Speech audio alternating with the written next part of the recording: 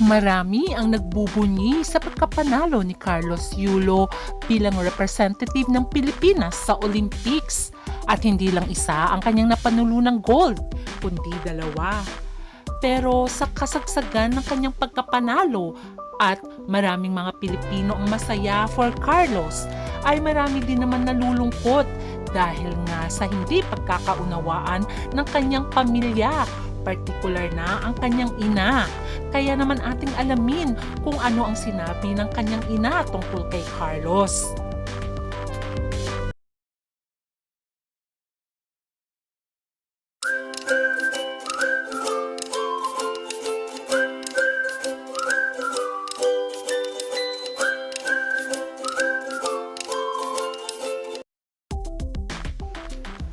Sabi nga nila ay lahat ng pagod at hirap ni Carlos sa pagte-training ay ngayon ay paid off na kasi nga sa maraming incentives ang kanyang marireceive dahil sa pagkapanalo niya ng 2 gintong medalya.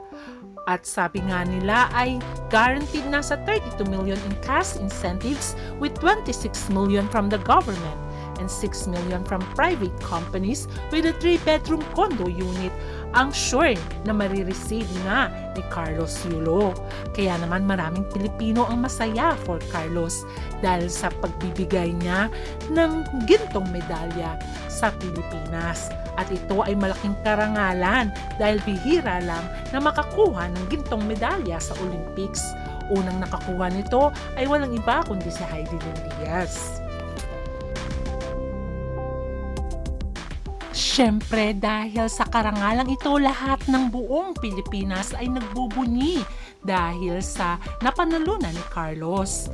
Pero marami rin ang nalulungkot dahil sa kontrobersyang nangyayari ngayon sa kanya at kanyang ina na hindi nila pagkakaunawaan.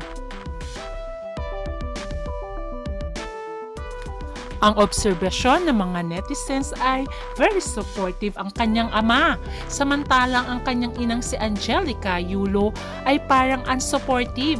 Mas pinopost pa nga daw niya ang tungkol sa Japan. Kaya naman marami tuloy ang mga nagsasabi na baka naman ang girlfriend niya ang dahilan kung bakit nagkaroon ng tampuhan si Carlos at ang kanyang ina.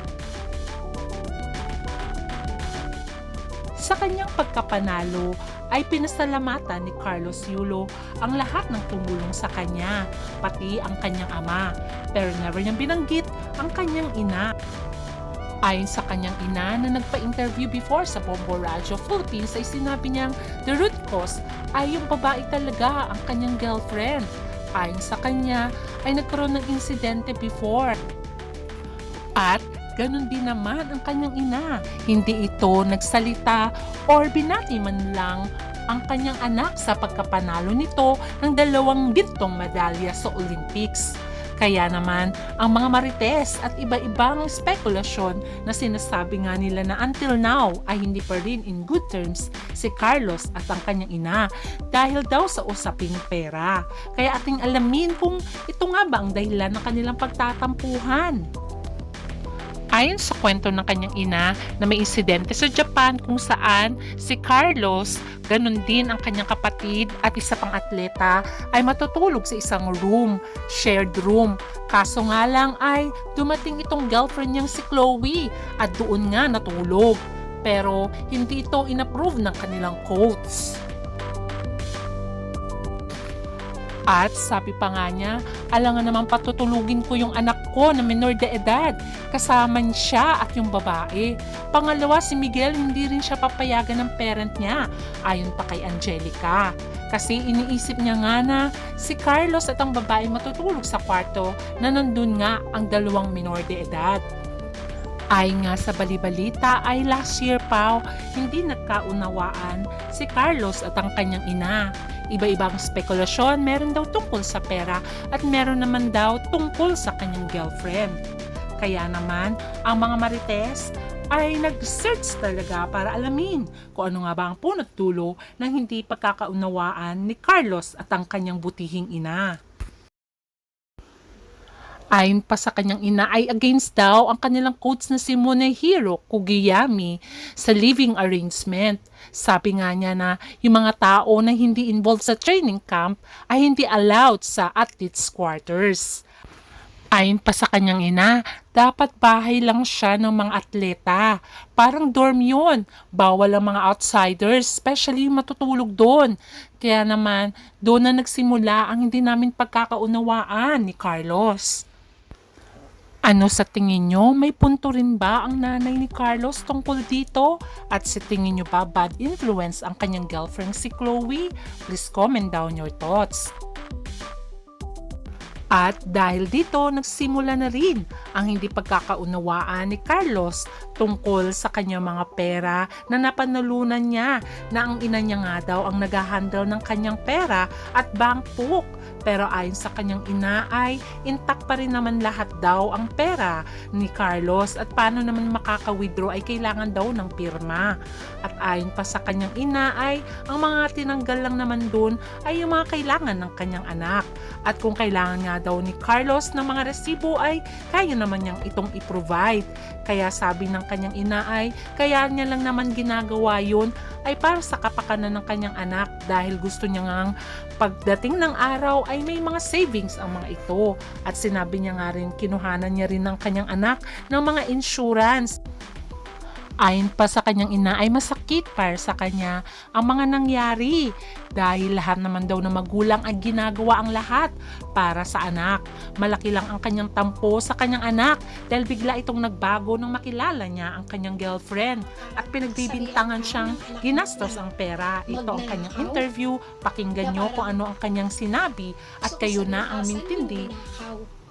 Naiiyak na sinabi niya ngang asa nang ninakaw dahil mula noon naman daw ay ganun pa rin ang buhay nila, walang nabago. Hanggang manalo nga si Carlos ay ang lifestyle nila ay simple pa rin. At bilang ina ay hindi pa rin niya maiwasan na maging masaya para sa kanyang anak. At sinabi niya nga, good for him kasi ito na ang pinapangarap niya at ito na ang pinakihintay niya at nag-paid off lahat ng paghihirap niya ayon pa sa kanyang ina. At sa tanong kung lalapitan niya ba ang kanyang anak at personal na babatiin, sabi niya ay hindi niya lalapitan ang kanyang anak dahil baka sabihin na naman ay porket nanalo siya ay hinahabol ang kanyang anak dahil sa pera dahil nanalo ito ng milyon-milyon na cash incentives. Sa kanyang pagkapanalo ay wini-wish din ng kanyang ama na sana sa pag-uwi niya ay maging maayos na ang lahat ng kanilang problema at mabuo muli ang kanilang pamilya. May issue pa nga noon na sinasabi ng ina ni Carlos na mukhang nilalayo nga ni Chloe ang kanilang anak na si Carlos dahil bihira na nga nila itong makita dahil sa pagtitraining ay nandun pa palagi sa babae. Kaya naman na mag-post nga ang ina ni Carlos tungkol sa Japan ay sumagot din si Chloe tungkol dito at sinabi niya ngang, Mother dear, I'm gonna hold your hand when I say this. Pero wait ka lang, tapusin lang po namin yung Vault Finals. Paki-on naman your comment section po di yung nagdi-delete ka pa.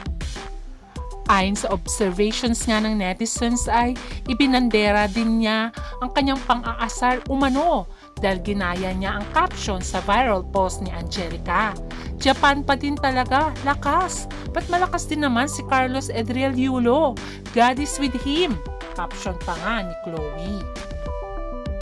Pero kung may nagbatikos nga sa ina ni Carlos ay may nagbatikos din sa girlfriend ni Carlos na si Chloe dahil bakit daw pumapatol pa ito sa matanda? Dapat nga daw inuunawa na lang niya. At base sa post nito sa Facebook ay parang inaasar pa niya ang matanda kasi nga may tampo nga ang ina ni Carlos dahil nga sa hindi niya na ganong nakikita ang kanyang anak mula nang naging girlfriend niya itong si Chloe. At nito lamang ay may post muli ang ina ni Carlos. Sinabi niya, umaasa ko na sooner or later magiging okay din ang lahat on all of us. Thank you. At sinabi din niya na enough niya na ang lahat ng comment section. At ayon pa nga sa kanyang ina, ay sinabi niya talaga na ang babae talaga siya ang dahilan kung bakit nagkaroon ng tensyon ng aming pamilya. At pilit niyang nilalayo sa amin si Carlos. Kaya naman, ang kanyang mga kapatid ay miss na siya. At ayon pa sa kanyang ina, may pagkakamali ako. Hindi ako nagnakaw, pero inamin ko na ginalaw ko ang pera ni Carlos. Pero ang totoo, nagamit namin yun, ang kanyang savings, para sa pag-aayos ng aming bahay. At ang iba ay para sa insurance ng kanyang mga anak. Kaya sinabi niyang hindi naman napunta sa aking pansarili yun, kundi napunta din naman para sa pamilya. Kaya i-wish na lang natin na sana maging maayos na ang lahat between kay Carlos at ang kanyang ina. Total naman, ang sabi nga nila, ang mother's love, kahit ano pa ang mangyari, ay hinding-hindi niya papabayaan at kakalimutang mahalin ang kanyang anak. Kaya naman sana ay maging good example din ang kanyang girlfriend na si Chloe, na siya na ang gumawa ng paraan para magkabati ang kanyang ina at si Carlos, upang sa ganon ay masabi ng mga netizens na good example siya bilang girlfriend, at sana mabuo na rin ang kanilang pamilya.